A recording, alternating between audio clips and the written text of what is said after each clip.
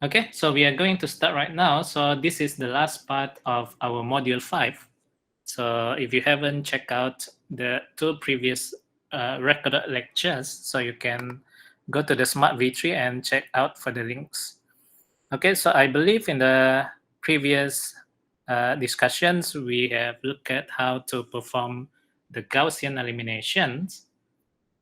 So now we are moving to matrix and its operations. Okay, so I believe you have seen this before. Okay, but in here, if you look at your slides, we have a matrix A. So the way we classify this matrix is based on the position of each of these coefficients. So if we want to write this in terms of mathematical expressions, we are using this notation here. Okay, where you have the m multiply n. So this is referred to the size of your matrix. And A, normally we use variables A to represent a matrix. So the I and J is referred to the locations, where I is referred to the number of row and J is referred to the number of columns. So if you look at any theorems that related with matrix and its operations, you always see this kind of notation in here. So this will tell you a certain property of your matrix. Okay, so by looking at the size, you can tell whether the matrix is a square matrix or not. Okay, for a square matrix, your m and n have a similar numbers. So the size of your matrix will be similar. So that's for a square matrix. And the location of each of the coefficient inside your matrix is referred to the numbers that represents your variable I and j.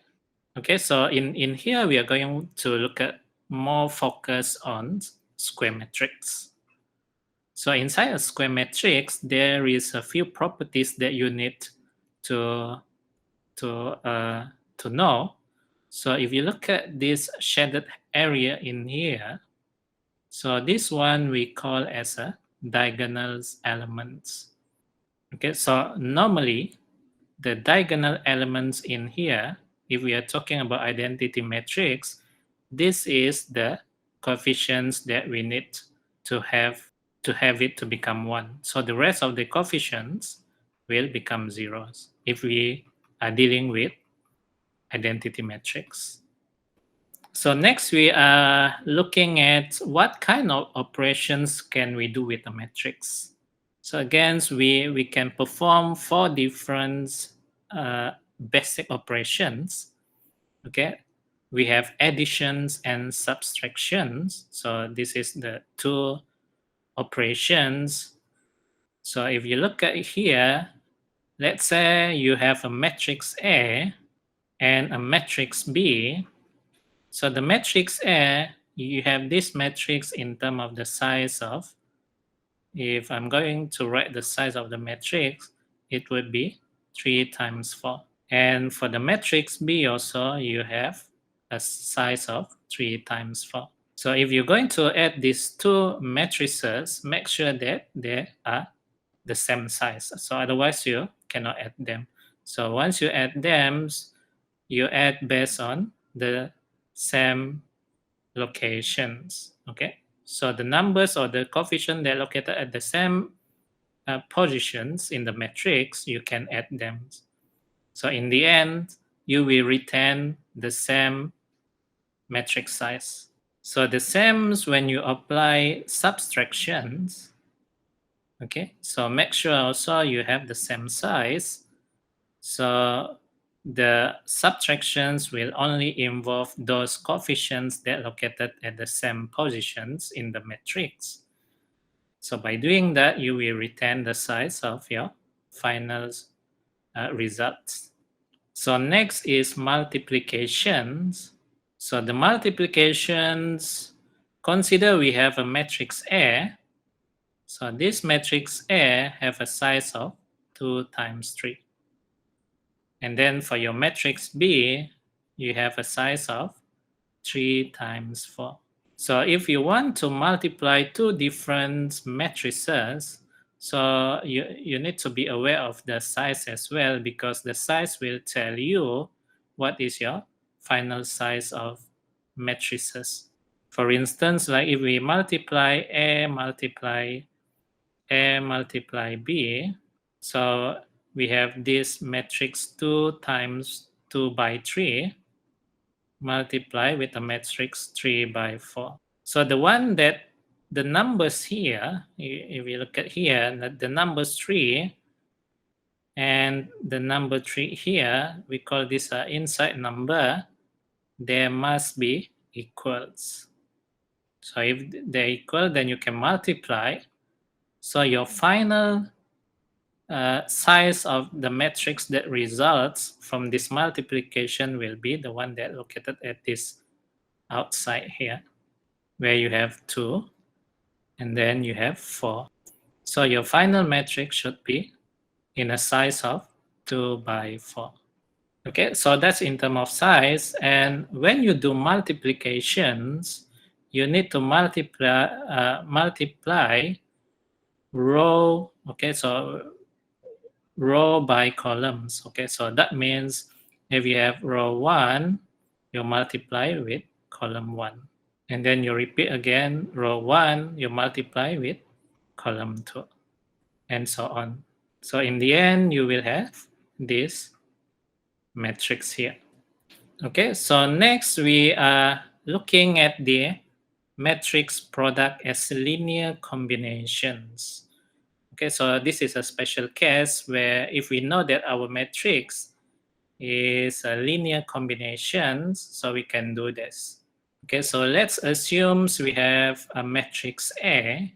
Okay, so the size of this matrix A is M times N. And then we have another matrix X. The size of this matrix is N by 1. Okay, so N by 1, you have N column, you have N rows with 1 column. So this is we call as a column vector. Okay, so it's a vector where you have a single column, so we call it as a column vector. Okay, so we can represent vector using matrix as well. All right. So vector is any quantity that have a directions and a magnitude. Okay, so if we know this is a linear combinations, so if we multiply these two matrix, okay, if you multiply these two matrix, m times n, and then n times 1, so your final result will be m by 1. Okay, but the way since we know this is a linear combination, so if we take a multiply with x, okay, so you will have this equation here. Okay, you have a11 times x1. Okay, so we take this row 1, we multiply with this column vector. So you got your row 1 is being updated. So now you have your x1, x2 until xn. So you take again this row 2, you multiply with column vector, so you have this row 2, and so on. Since we know this is a linear combination, so we can take out this variable x1, x2, and xn. We treat it as a constant. Okay, so if we take out x1, so this is our first variables, so the coefficient that left is a11, a21, and am1. We plus with x2, so we have these variables, these coefficients, and so on. We have, so if you look at this, is kind of we decompose this matrix in such a way because we know that this is a linear combinations. So we treat our x1 as a constant values. Okay, so if if we're going to apply these concepts, okay, so it will save you a lot of times when you do your calculations. So for instance, like if we have this example and we know that this is a linear combination, so you can just simply take these coefficients. So this is, you can treat as your x1 and -1 as your x2 and then 3 as your x3. You just take this out, you multiply by each of the columns, okay, and then you get your final results. Okay, so this is examples, but normally the things that we need to find in here is your variable x. Okay, but in this case, consider you have your variable x, then this is what you get. So next, we look at the matrix transpose. Okay, so this is more on the property of the matrix. So if we have this matrix A with these coefficients A11 until A34, and then we apply a transpose of this matrix. So what happens if you apply a transpose? You have your row 1 will become as your column 1, and your row 2 will become as column 2, and then your row 3 will become as column 3. So when you do transpose, you change the column informations or row informations to become the other way around. Okay, so this will be useful when we try to solve some inverse matrix. So for examples, if you have the matrix B in here and you transpose, so from 3 by 2, if you transpose, the size will change to become 2 by 3.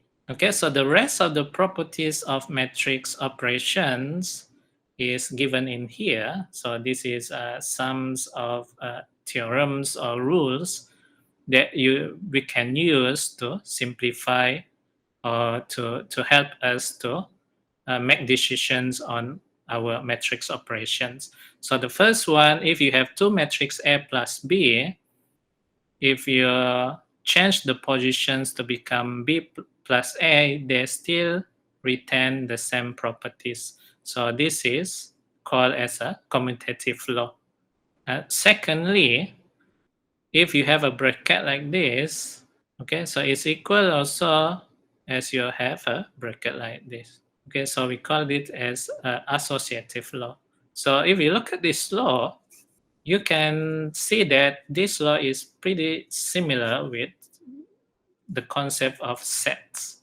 Okay, so you have a few sets and then you can do commutative law, associative law, and then they give you it proves that if you perform certain operations and you change the way you do your multiplications, it still retain the same informations. Okay, so this property might be useful if you try to simplify your problems in terms of matrix operations. Okay, so I leave you with this, so you can look at some of the properties in here. So another properties is zero matrices. Okay, zero matrices matrix is referred to matrix that consists of all zeros inside its coefficients. So we call it as a zero matrices. Okay, so you can see that if you have operations with a zero matrix, this is what happens. So if you have a certain matrix plus a zero matrix, you will get it will get itself back. The same as if you do subtractions, it will get itself back. Only that if you do multiplications, it will give you a zeros. Okay, next we look at the property of transpose. Okay, so this is quite useful also if you are dealing with a lot of mathematical provings. So if you look at it here, if you have a first transpose of your matrix A, and then you apply another second transpose, it will get itself back. Okay, and if you have a matrix A plus B, you add them first and then you transpose, the result will be similar with you transpose each of these matrices before you add them. Okay, the same with subtraction. And if you look at the multiplications, k is referred to any constants. If you multiply k with a and then you transpose, the way you perform this operation is you treat k as a constant as well, so it won't be transposed. Okay, so the only thing that transpose is your matrix A. Okay, so the rest is given here. Okay, next we identify some of a useful metrics. So I think you have for the identity metric is a metric that you have known. So this is a matrix where you only have one inside the diagonal elements. So the rest of the elements inside your matrix will be 0. So only those in diagonals elements will be 1. So we call it as an identity matrix. So secondly, we have upper triangular matrix. Okay, so you identify your diagonal line. Okay, so those that below your diagonal line would consist of all zeros. So the rest would have some numbers. So this one we call as a upper triangular matrix. For the lower triangular matrix, you identify your diagonal lines. So all coefficients on top of this diagonal line will be 0. And the rest of the coefficient under the diagonal line would be whatever numbers. So we call this type of metric as a lower triangular matrix. Okay, so usually, normally upper triangular matrix are denoted as U, and lower triangular matrix is denoted as L. Okay, next we look at the inverse of a matrix. Okay, so this is the definitions. So if we have a matrix A, the matrix A only will be invertibles if this is per fields. Okay, so if you look at this is determinant, is it? Okay, so any of matrix, square matrix, okay? Any of square matrix is only invertible if the determinant is not equal to 0. So if it is equal to 0, then you won't have any inverse matrix of that particular matrix. Okay, so that's the definitions. So again, I think I have touched this before. We use a matrix representation to solve a system of linear equations. So consider we have these systems. Okay, so if we are going to use a matrix representations, so you can put in a matrix form. So you have, okay, so you have this matrix consists of the coefficients, and then you have another column,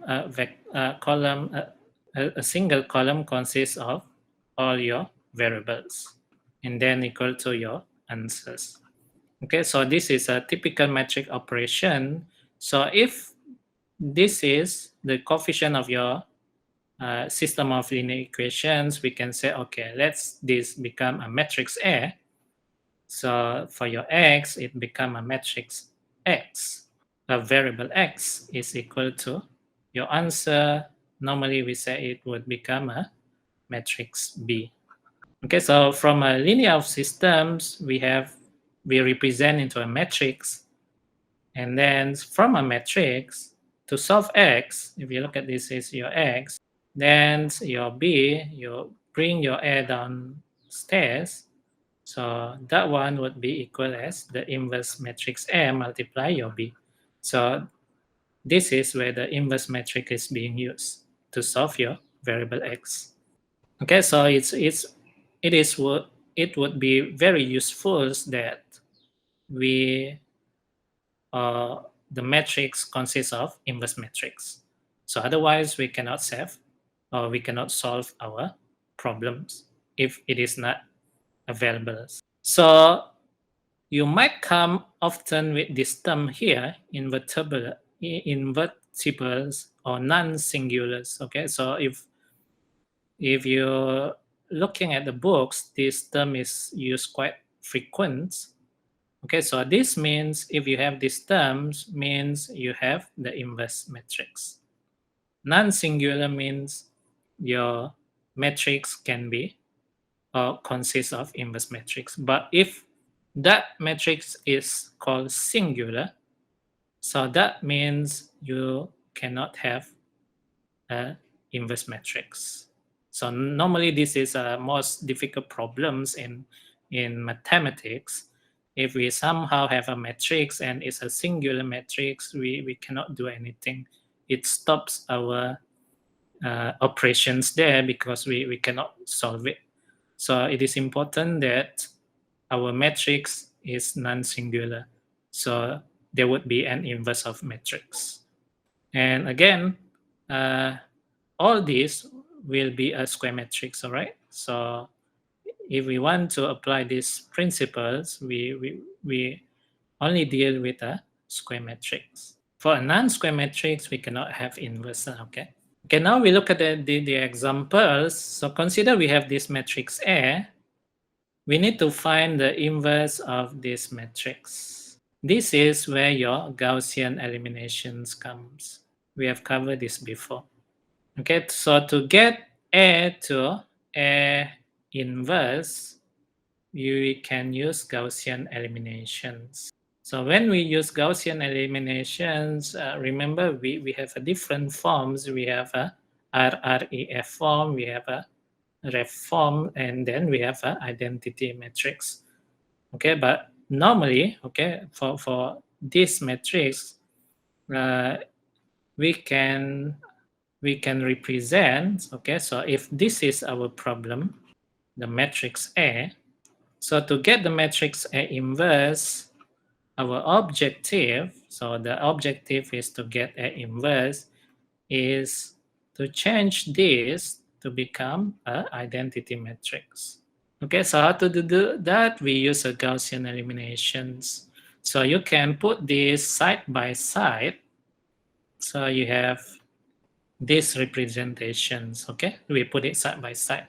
So your goal is you have this matrix A in here.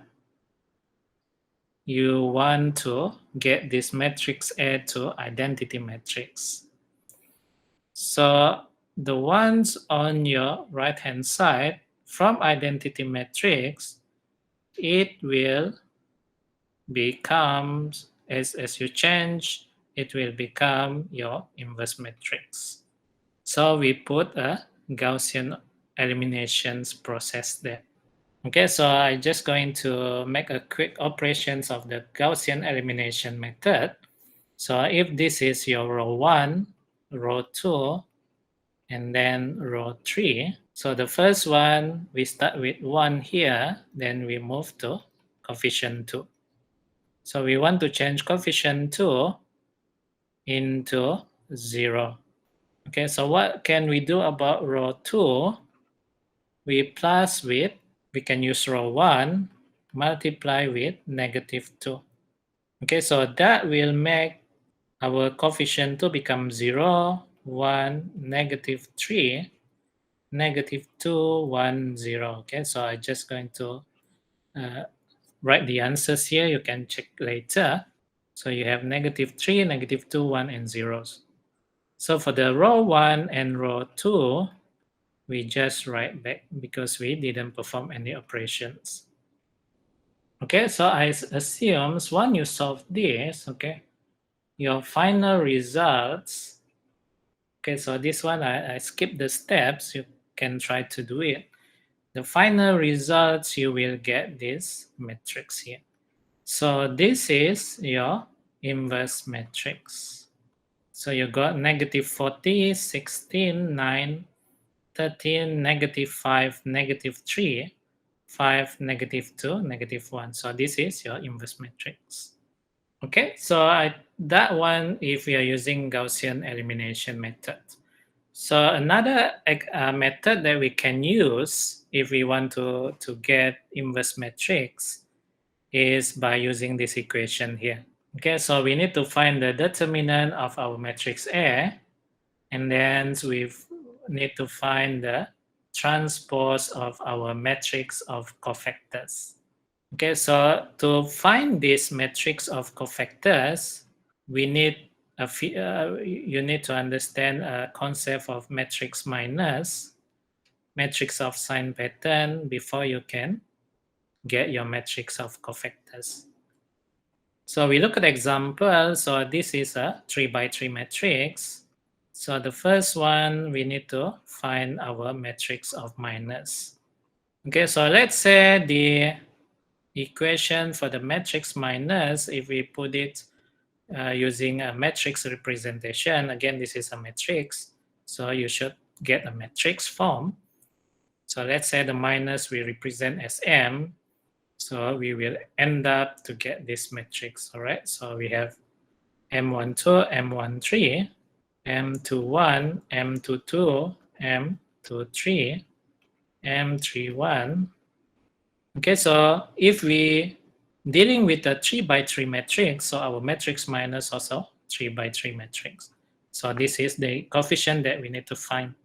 Okay, so how to find the minor at these locations 1, 1, column 1, row 1 is similar as if you want to find a determinant. Okay, so for M11, okay, so you cover your row 1 and column 1, so you end up with a smaller matrix. Okay, so you cover your row 1 and column 1, so you will end up with -1 to 0, 1. So you end up with a smaller matrix.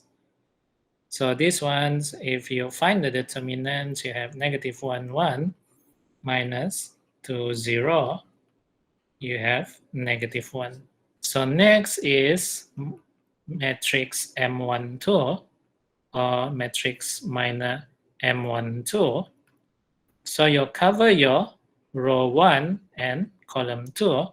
So you end up with a smaller matrix, which is 3, 2, 4, 1. So you find the coefficient of here, 3 multiply 1 and minus with 2 multiply 4. So this gives you a -5. So if you repeat this for the rest of the coefficients, in the end, what you get for your matrix minus is -1. Okay, so you will end up with this coefficient here. So that's the first step. The second step is you find your matrix of sign pattern. Again, it must be in a matrix form. So we have a 3 by 3 matrix forms. So when you find your matrix of sign pattern, you need to identify your location. So this one, 1, 1.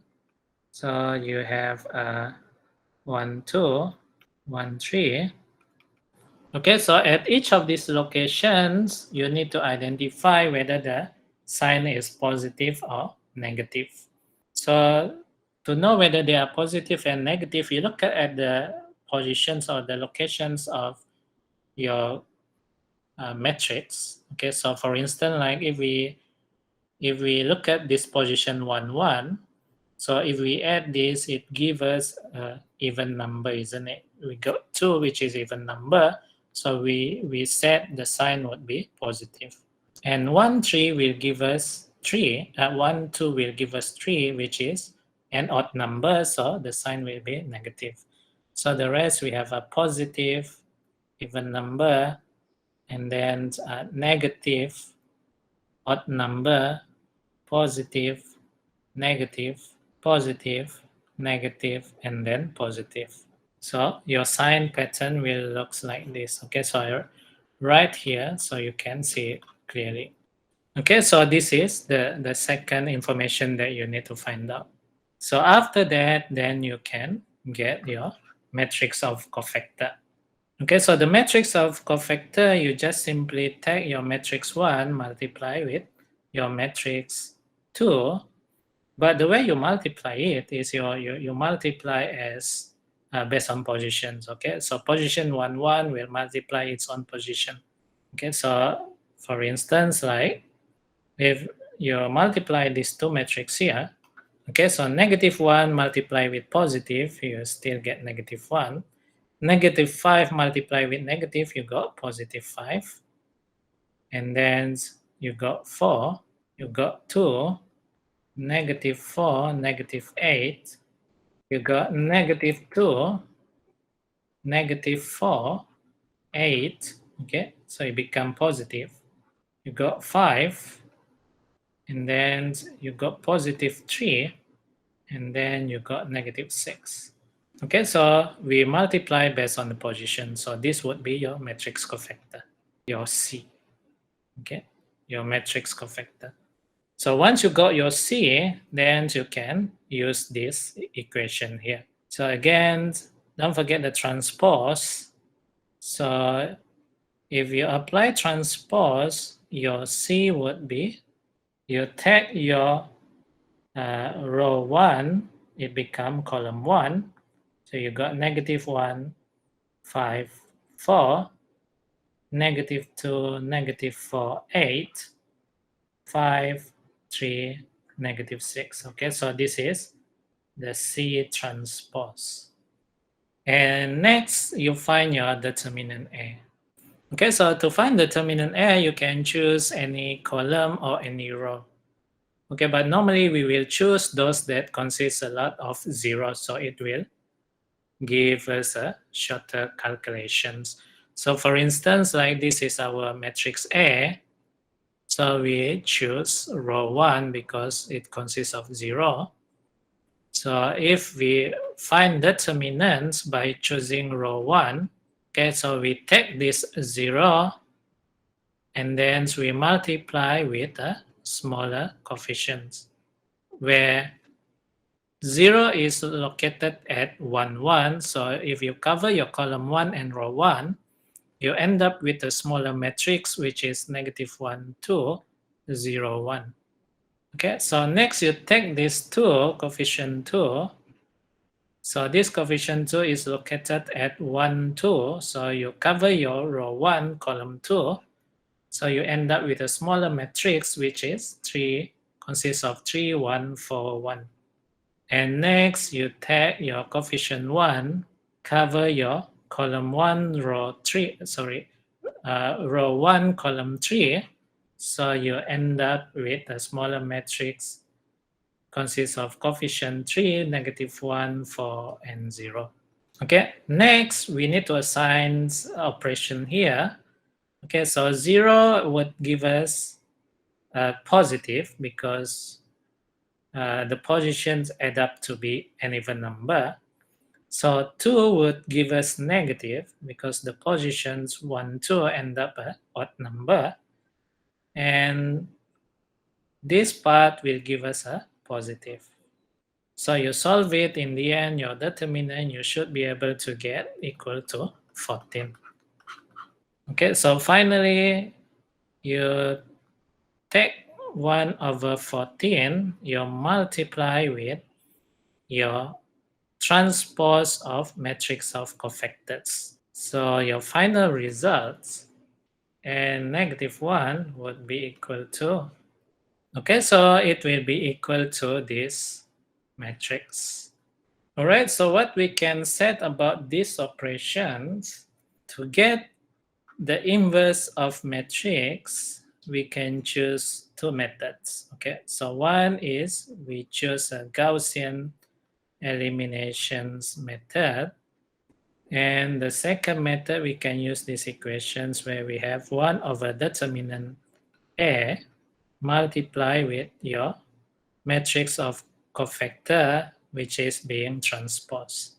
Okay, so this would be the first method and the second method. So how you're going to choose between these two methods is normally if you have a pretty medium size of matrix, it might be easier for you to use a Gaussian elimination method. But if you deal with a large matrix size, it would be easier to use these equations because it would be a tedious work where you have a lot of rows and a lot of columns to deal with when you perform Gaussian elimination methods. So for a large size of matrix problems, it would be easier to use the second method compared to the first one, even though the second method consists more steps compared to the first one. Okay, so you can choose either one. All right, so if you have any questions, you can write on the chat box. Okay, so that's all for the metrics. Now we are going to look at the applications of linear systems. Okay, we look at our first examples. So the first examples is network analysis. Okay, so the figure 1 shows a network with 4 nodes in which the flow rate and direction of flow in certain branches are known. Find the flow rates and direction of flow in the remaining branches. Okay, so we focus on figure 1 first. So if you look at this figure 1, this is our problems. Okay, this is the application, so it means our problems. So the questions that we need to find out is what is our flow rates and what is our directions. So to start with the concept of this module 5, okay, you look at the figure 1, you need to assign the name of the 4 nodes, okay, because this is given. So before we do an analysis, it's a good thing if we can assign variables. Okay, so in here, we are going to assign a variable based on number of nodes. So since we have 4 nodes, okay, so we can use alphabet A to represent these 4 nodes. So if we're going to start with A here, our first node, so the second node would be B, C, and D. Okay, so we introduce variables, which would be very useful later on. So once we introduce variables, and then we look at each of these nodes, what are the information that we have? We have this flow direction or this arrow direction, which represent the direction of flow. Okay, so if you look at your node A, okay, you have a flow inside the node A. So if you have a flow in, you should have a flow out. So we can say, okay, so the left one will be flow out and the right hand side would be flow out as well. So that's the information that we put. So for the node B also, we do the same. If we have this node, so we should have flow in and out. So the next informations we can put like this, which is the direction of the arrow. And then for the node C, you have this already put 15. And for the node D, you already defined before, which is flow in. Okay, so now we assign names on this arrow. Okay, so when you assign names, mean we assign variables. Okay, so let's say the variables, we start with x1, x2, x3, and then you have this 15 is already defined. Okay, so what this x means, this is your unknown variables. Okay, so the next questions you will ask, okay, so once you have this figure 1a, okay, so this is informations that you have interpret. You need to think what can you deduce from this figure, what informations can you bring. So let's come back with your equations. Okay, so how can I group these equations? So we know that is based on the flow rates and directions. Okay, so maybe we can say, okay, we do analysis based on each of the nodes. So you identify, okay, what theorems or what principle involved.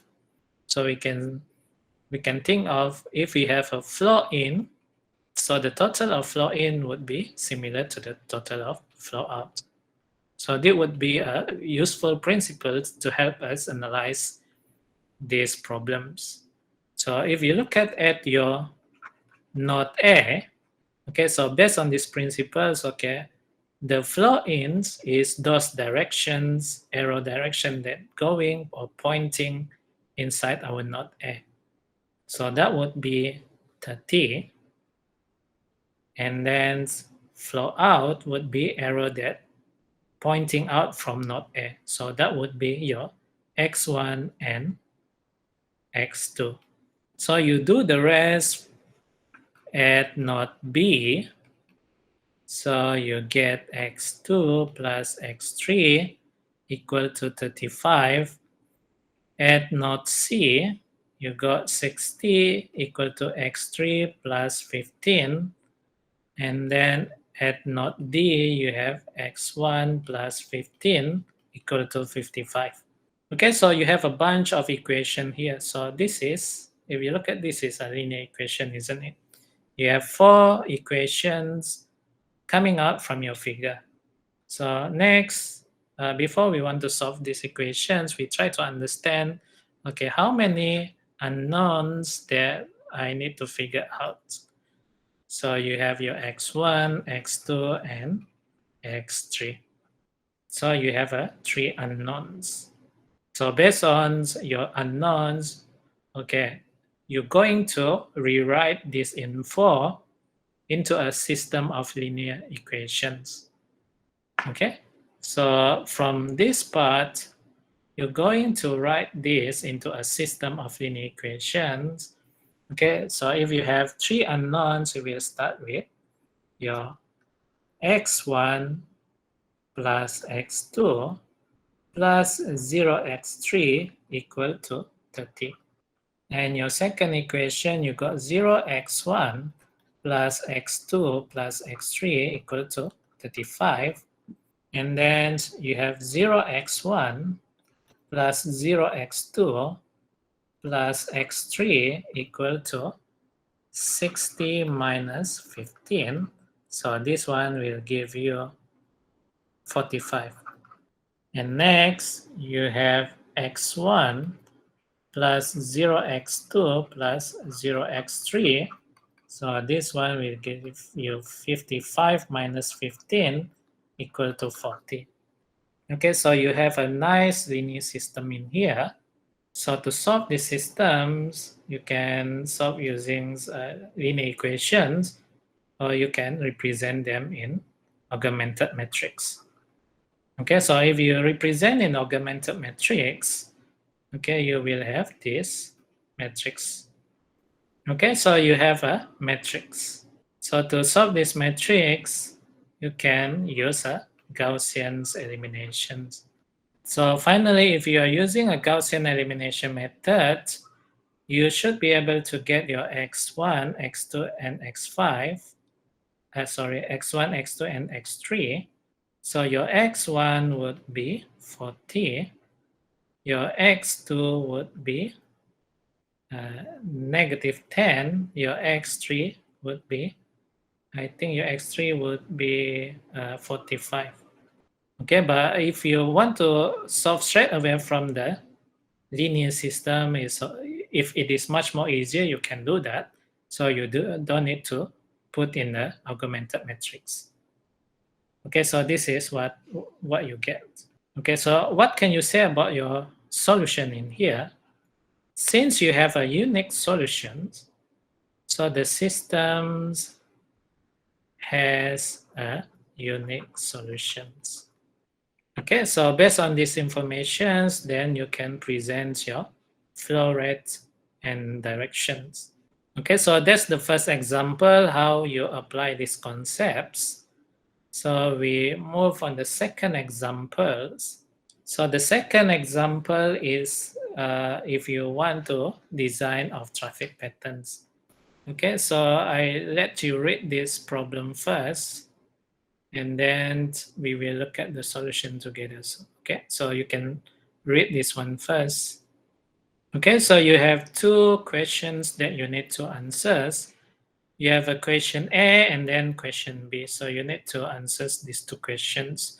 But before that, this is how our problems look like. If you look at the figure 2, okay, so you have a flow of traffic. So let's say this Liberty Park is your big node. Okay, so let's assume this Liberty Park is your big node. So you have a traffic flowing inside this Liberty Park and out from this Liberty Park is given by this information in here.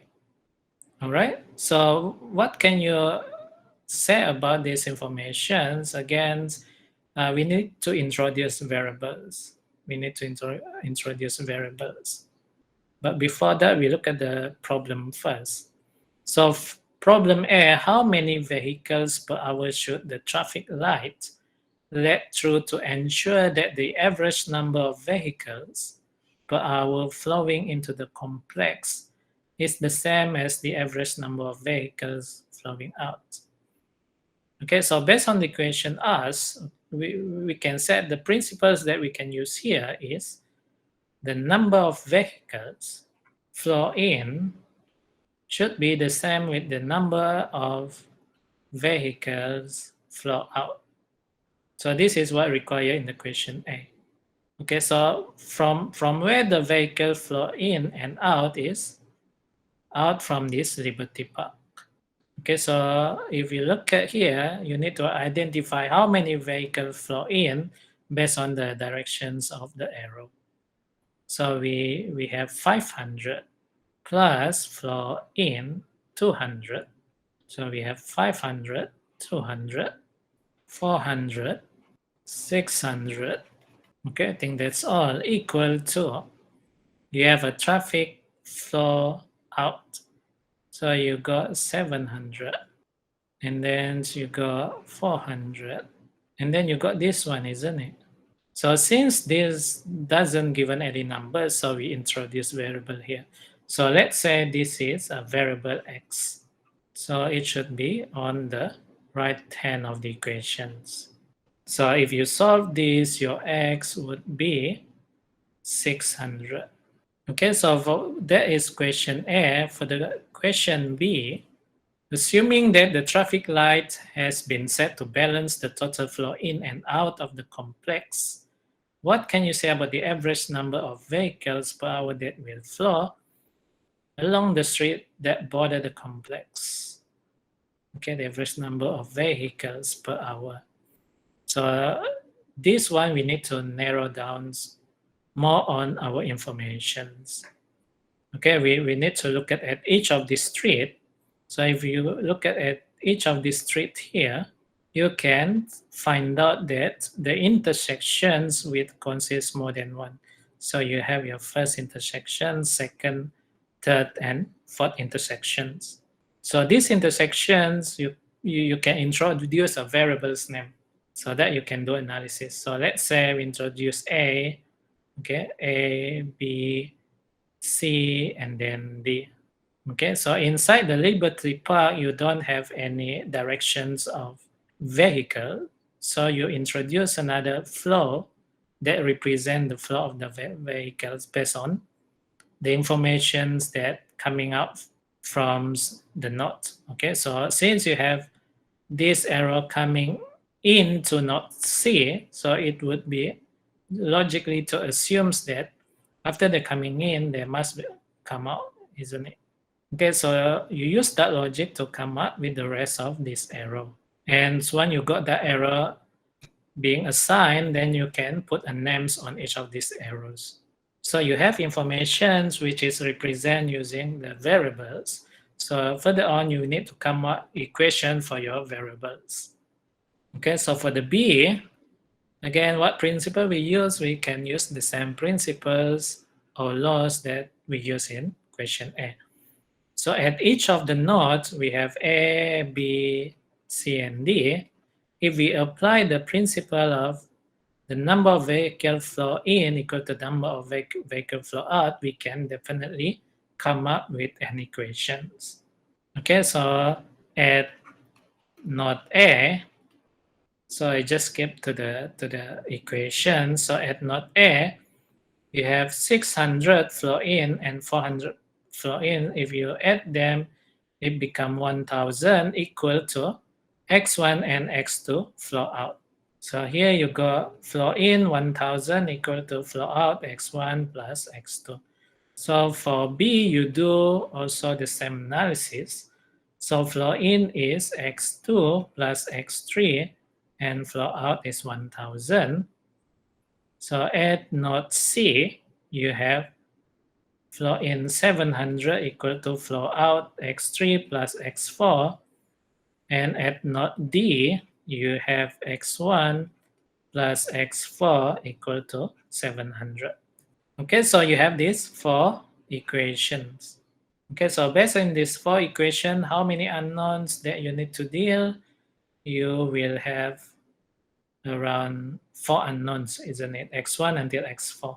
So if I'm going to write this in the linear system forms, okay, we have, so I just write here, I have x1 plus x2 plus your x3 would be 0 and your x4 would be 0 equal to 1000. So the next one, your x1 0, x2 1, 1, 0. So this would be your x2, x3 equal to 1000 as well. Okay, so this is from this equation, all right? So next row is 0, 0, x3, x4 equal to 700. And then for the next row, x1, 0, 0, x4 equal to 700 as well. Okay, so this is your linear system. Okay, so what can you say about these systems? Okay, so if we look at these systems, so let's say we want to find x1. So the x1 would be equal to 1000 minus x2. Okay, if we take from here. Okay, so another one, x1 will be equal to 700 minus x4 if we take from this part. Okay, so based on this information, before you do Gaussian elimination, it might be useful if you try to analyze your linear system first. So what can you say about this? Your x1, okay, your x1 in here depends on two variables, which is x2 and x4. Okay, so that's the first information. And we try to find again what information we can get. So maybe from here, we can get our x2. So x2 would be 1000 minus x3. So this is fine. And what else we can get? We can get from here. So this is x3 equal to 700 minus x4. Okay, so x1 depends with two values, x2 and x4. And if you look at your x3, it depends on x4 as well. So the value of x4 in here can decide your value of x1 and x3. So one value x4 can decide two different value, which is x1 and x3. So what can we say about x4 then? Okay, so if you look at your x4 values affect two other values x1 and x3. So that means your x4 can take any values, isn't it? It can take any values, therefore your x4 is a free variables. Okay, so your x4 is a free variables. So you can find your x1, x2, and x3, but your x4 can assign with any variables. Okay, and based on that, we can say that this system has many solutions. Okay, so your system has many solutions. So if you look at the applications, is traffic light application. So it's not an easy applications because in the end there is many solutions to these problems. depending on which intersections that you want to make it optimum. So the final example is solving electrical circuits. Okay, so this one, we already have all the informations. You have the direction, you have the nodes, and then you need to figure out what is the values of your I1, I2, and I3. Okay, so all the information is already given. You only need to ask, okay, what kind of fundamentals that I can apply? Okay, so in the previous example, the fundamental is you try to balance the flow in and flow out. So in here, the fundamental we can apply, okay, you can apply either you can apply KCL or KVL. So Kirchhoff current law or Kirchhoff voltage law. But based on these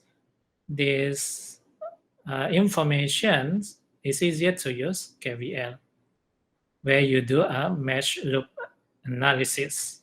Okay, so if this is your mesh 1, this is your mesh 2, so the current already assigned the reference current.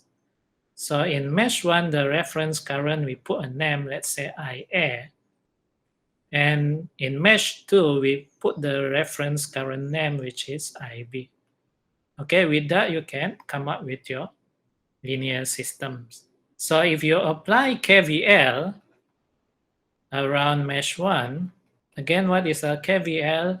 Is the total voltage supply would be equal to the total voltage consumed or drop.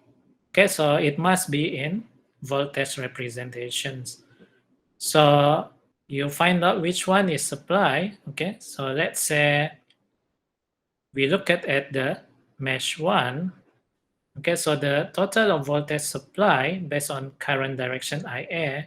So the one that we have in resistor 5 ohms would be 5 multiplied with IA plus with 20 multiplied with IA minus with the one from the other mesh currents, which is 20 IB. So equal to the voltage supply, which is 50. Okay, so it gives us positive because of the direction of reference currents is similar with the direction of the voltage. So for the mesh 2, again, your current direction, current reference is IB.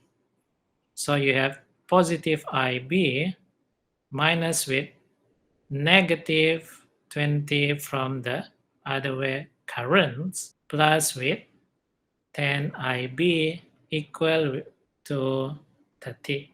So you have these two equations. So if you put in a matrix forms, you have 5, 20, 20, negative 20. Okay, but before that, you need to simplify this one because sometimes you can combine them. And then you put in a matrix forms, it become like this. Negative 20, negative 20, and 30. So your current IA, your current IB. Okay, so if you solve them, your current IA would be 6 ampere and your current IB would be 5 ampere. So based on this figure here, so your current I1 would be equal to your current IA because they are in the same directions, will give you a 6 ampere. The current I2 is equal to current IB, but they are in reverse directions. Okay, so it gives us negative 5 ampere. And for the current I3, okay, so if you apply KCL, the current that go inside node A must equal to current that flow out. So that one will give you I3 equal to I1 plus I2, isn't it? So your I1 is a 6 ampere plus with your I2 is negative 5 ampere. So this one give you 1 ampere. So this is your final answers.